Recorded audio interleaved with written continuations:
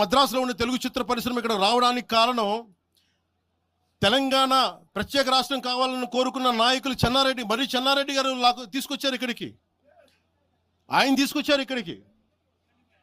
50 సంవత్సరాలు కలిసి ఉన్న రాజధాని ఇక్కడ సడన్గా పోయి మీరు ఇక్కడ రాకూడదు అని కొంతమంది నాయకులు తెలంగాణ ప్రజలు వేరు. నేను మొదటి రోజు నుంచి చెప్తా ఉన్నా, పాలకులు వేరు, ప్రజలు వేరు.